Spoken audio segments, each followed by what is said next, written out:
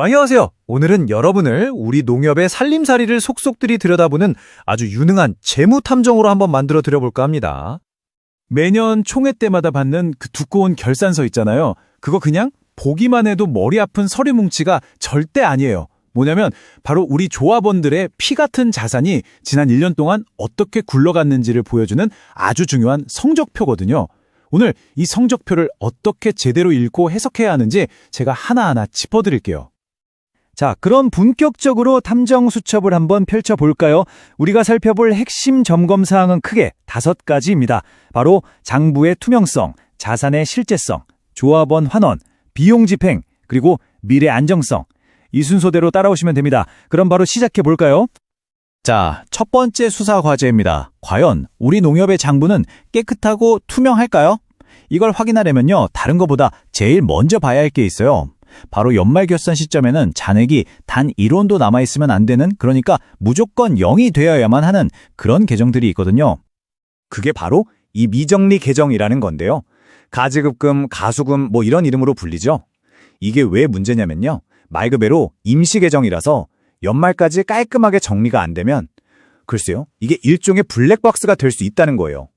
뭔가 불분명한 지출이나 출처를 알 수 없는 도를 잠시 숨겨두는 그런 장소로 악용될 소지가 충분하거든요. 그러니까 핵심은 아주 간단합니다. 이런 임시 계정들 잔액이 0인지 확인하는 거예요. 그리고 본점하고 지점 간에 주고받은 돈도 숫자가 딱 맞아야 하고요. 만약에 결산서에 이런 것들이 남아있거나 연초에 막 수기로 뭔가를 조정했다는 흔적이 보이면 이건 그냥 넘어가면 안 됩니다. 이거 왜 이렇습니까? 하고 반드시 질문을 던져야 해요. 모든 숫자는 그 이유가 명확해야 하니까요. 자, 첫 번째 관문을 통과했으면 이제 두 번째로 넘어가 봅시다. 장부가 깨끗하다는 걸 확인했으니까 이제는 그 장부에 적힌 자산들이 진짜로 있는 건지, 또 그 가치가 뻥치게 되진 않았는지 현실과 숫자를 맞춰보는 작업이 필요합니다. 특히 재고 자산이 그렇죠. 서류상으로는 비료가 100포대 있다고 하는데 진짜 창고에 가보면 90포대밖에 없을 수도 있잖아요. 아니면 100포대가 있긴 한데 그중 절반이 유통기한이 지나서 못 쓰게 된 물건일 수도 있고요.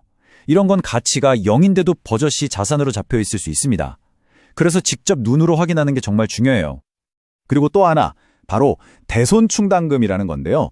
쉽게 말해 농협이 돈을 빌려줬는데 떼일 것 같은 돈, 즉 부실 채권이 있다면 그 금액의 100%를 이건 못 받을 돈이다 라고 생각하고 미리 손실 처리를 해둬야 한다는 뜻입니다. 이건 선택이 아니라 필수예요. 이걸 제대로 안 해두면 나중에 한꺼번에 큰 손실로 돌아올 수 있거든요. 자, 좋습니다. 우리 농협 장부도 깨끗하고 자산도 확실하게 있다는 걸 확인했어요. 그럼 이제부터가 진짜 중요한 질문입니다. 그래서 그 이익이 과연 농협의 주인인 우리 조합원들을 위해서 제대로 쓰이고 있느냐 하는 문제죠. 배당금을 어떻게 나누는지를 보면 딱 알 수 있어요.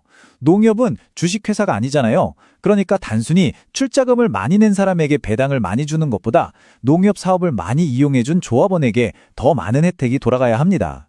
그게 바로 이용고 배당인데요.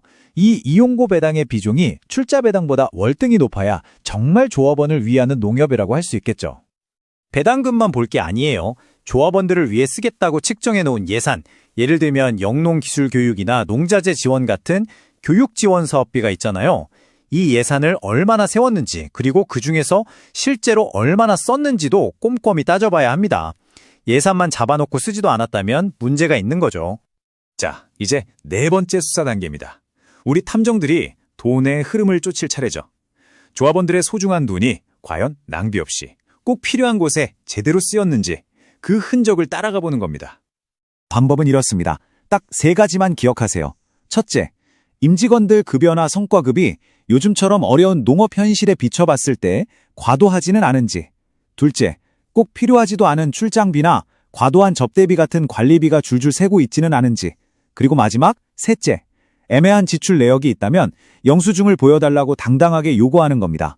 이렇게 주인이 눈을 부릅뜨고 감시해야 경영진도 함부로 돈을 쓸 수 없게 되겠죠? 자, 이제 마지막 5번째 점검 사항입니다.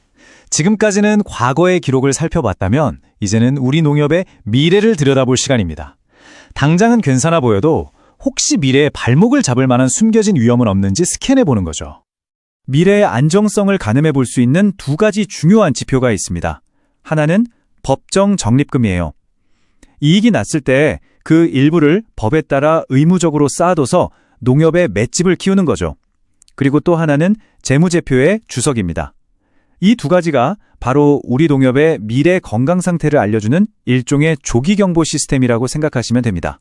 흔히들 재무제표의 진짜 이야기는 주석에 숨어 있다고들 하거든요. 왜냐하면 큰 숫자들 뒤에 가려진 아주 중요한 정보들이 바로 이 작은 글씨, 주석에 다 들어있기 때문입니다. 예를 들어서 농협이 현재 휘말려 있는 소송이 있는지, 아니면 중요한 자산이 담보로 잡혀 있는 건 아닌지, 앞으로 돈 나갈 일이 생길 수 있는 잠재적인 부채는 없는지, 이런 정보들이요. 자, 그럼 오늘 살펴본 내용을 정리해 볼까요? 이게 바로 여러분이 우리 농협의 건강 상태를 진단할 수 있는 5가지 핵심 체크리스트입니다.